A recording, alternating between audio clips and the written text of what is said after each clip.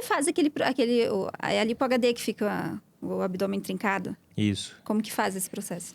Então, na verdade, a gente consegue fazer graus de definição, né, pro paciente, tá? E o que eu sempre costumo dizer para os pacientes, né? Não é todo paciente que a gente consegue fazer um grau de definição numa lipoaspiração. Mais uma vez, tem que ser aquele paciente que tem uma alimentação regrada, que faz academia, né? Por exemplo, o abdômen, para quem faz academia, para quem tem essa vida mais atlética, assim, sabe que o abdômen é praticamente a última região que a gente consegue um grau de definição boa, assim, né? Geralmente, aquele paciente que tem um abdômen definido, ele tem um peitoral definido, ele tem um braço definido, porque são regiões mais fáceis de se conseguir na academia, né? Então, eu, por exemplo, eu evito, não acho que fica natural, não gosto de fazer um abdômen definido numa paciente que tem um braço gordinho, né? Que tu vai ver que aquilo ali não é compatível com o corpo dela como um todo, né? Que a gente fala, é a lei do tudo ou nada. Ou a pessoa tem todo o corpo definido, ou não adianta tu fazer só um abdômen definido, porque vai ficar uma coisa meio bizarra, né? Sim, fica... Claramente foi uma cirurgia. Exatamente. Então, quando a gente busca naturalidade, a gente tem que pensar no corpo como um todo, né? Por isso que a lipo-HD, a gente trabalha braço, trabalha peitoral no homem, principalmente, trabalha as costas, ali o dorso. A e lipo-HD trabalha o abdômen. não é feita só no abdômen. Não, ela geralmente eu prefiro fazer no corpo como um todo, né? Que aí a gente consegue um grau de definição em todas as regiões do corpo, né? Mas e como que é o processo dela Então, na prática? na verdade, assim, tecnicamente, mas de maneira simplificada, a gente faz uma lipoaspiração em diversas camadas de gordura, né? Porque a gente tem pelo menos 2 camadas de gordura no abdômen, por exemplo. Existe uma camada mais profunda e uma camada mais superficial.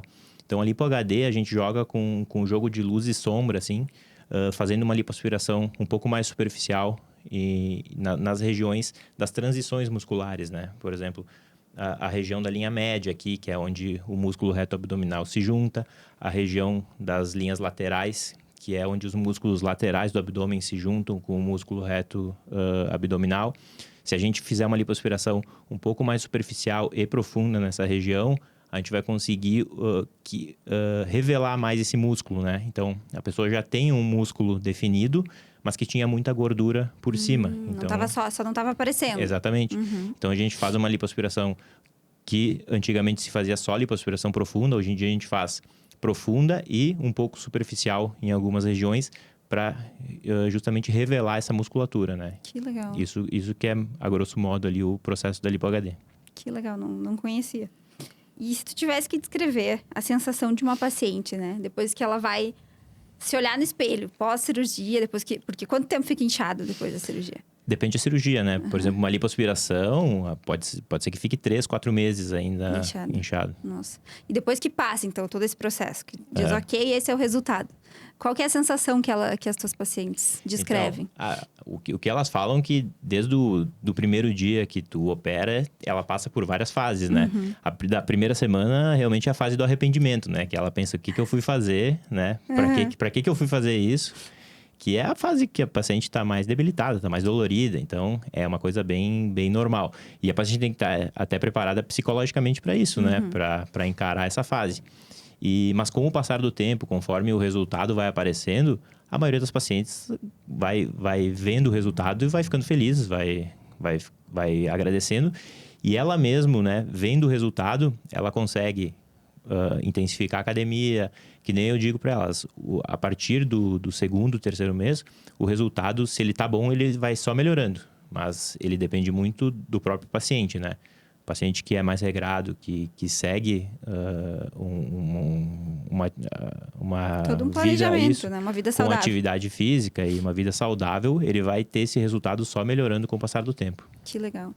Então, também não é estático o resultado, né? Não. E se a pessoa também se largar, é outra forma que eu digo de jogar dinheiro fora. Se a pessoa fez a cirurgia e jogou toda a expectativa na cirurgia e não faz mais nada para para ajudar no resultado, provavelmente ela vai ter um resultado pobre e não vai ficar contente com a cirurgia, né? Aí não adianta reclamar pro médico. Também não. Isso tudo é aquela velha história. Tem que ser muito alinhado antes da cirurgia, né?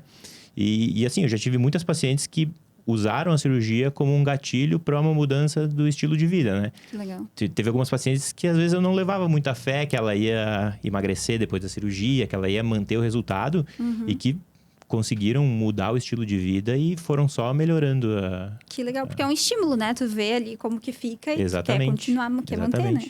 Se não for um estímulo de vida saudável, assim, pelo menos um estímulo financeiro, porque é um investimento também, a cirurgia plástica. É verdade. E a cirurgia plástica, ela pode ser feita em consultório, em clínica, ou ela tem que ser feita no hospital? Então, quando a gente fala de cirurgia, né, eu praticamente só faço cirurgia em ambiente hospitalar, tá? Para eu fazer um procedimento no consultório, tem que ser um procedimento muito simples, assim. Às vezes uma retirada de uma lesãozinha que se faz com anestesia local, né? Alguma coisa muito tranquila, assim. Mas quando a gente fala em cirurgia, lugar de cirurgia é no centro cirúrgico, né? Com anestesista, com cirurgião auxiliar. Então, é toda uma estrutura que se tem para dar segurança para o paciente, principalmente, né? E para fazer o procedimento nas melhores condições possíveis.